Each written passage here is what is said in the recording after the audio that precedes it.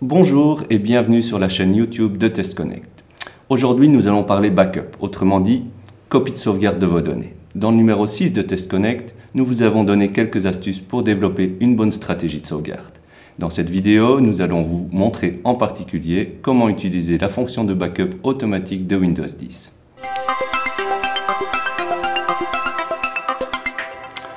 Tout d'abord, vous devez connecter un disque dur à votre ordinateur. Vous pouvez aussi utiliser une clé USB, mais vous vous trouverez vite à court d'espace si vous voulez sauvegarder beaucoup de photos, de vidéos et de musique.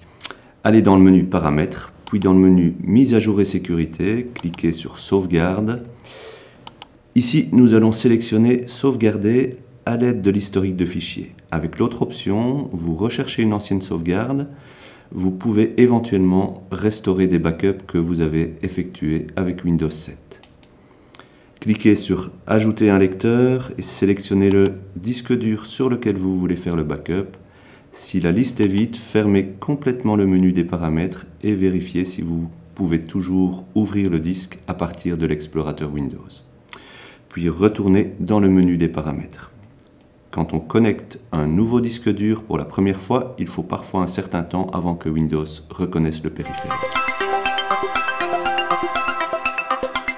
Dès que vous sélectionnez un disque, vous voyez apparaître l'option « Sauvegarder automatiquement mes fichiers » avec un bouton d'activation juste en dessous. Vous pouvez choisir de démarrer la sauvegarde manuellement, mais à ce moment-là, vous risquez d'oublier de la lancer. Avec la sauvegarde automatique activée, Windows démarre tout seul le backup quand vous connectez le disque dur à l'ordinateur. Cliquez sur Plus d'options. Dans ce menu, vous pouvez choisir quels dossiers seront sauvegardés, à quelle fréquence et combien de temps la sauvegarde doit être stockée. Vous pouvez également démarrer la sauvegarde manuellement avec le bouton Sauvegarder les données maintenant. À chaque backup, Windows stocke les modifications apportées à vos fichiers. Ainsi, il conserve plusieurs versions consécutives de chaque fichier.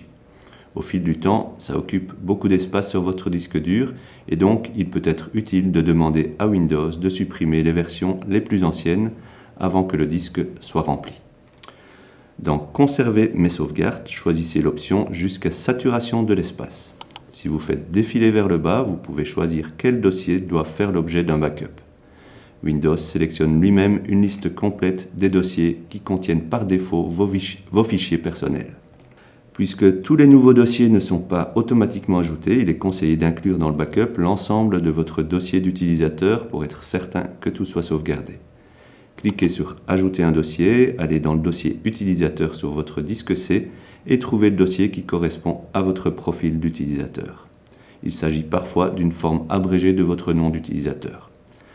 Sélectionnez ce dossier et cliquez sur Choisir ce dossier. Pour supprimer des dossiers, choisissez-les dans la liste et cliquez sur Supprimer.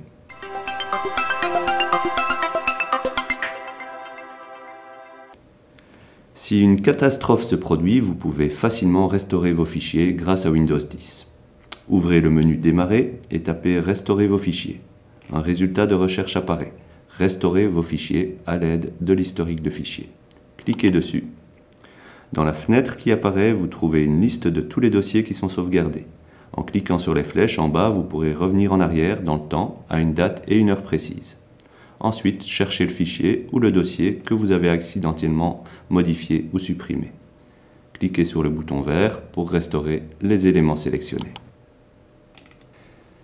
Voilà, à présent vous pouvez faire vos propres backups, mais souvenez-vous, on n'est jamais trop prudent. Faites toujours une copie de réserve de votre sauvegarde. Et pourquoi pas, tant que vous y êtes, une copie de la copie de réserve. On ne sait jamais. N'hésitez pas à nous transmettre vos questions et suggestions, que ce soit par email ou via notre page Facebook. Merci et à bientôt pour d'autres tutoriels.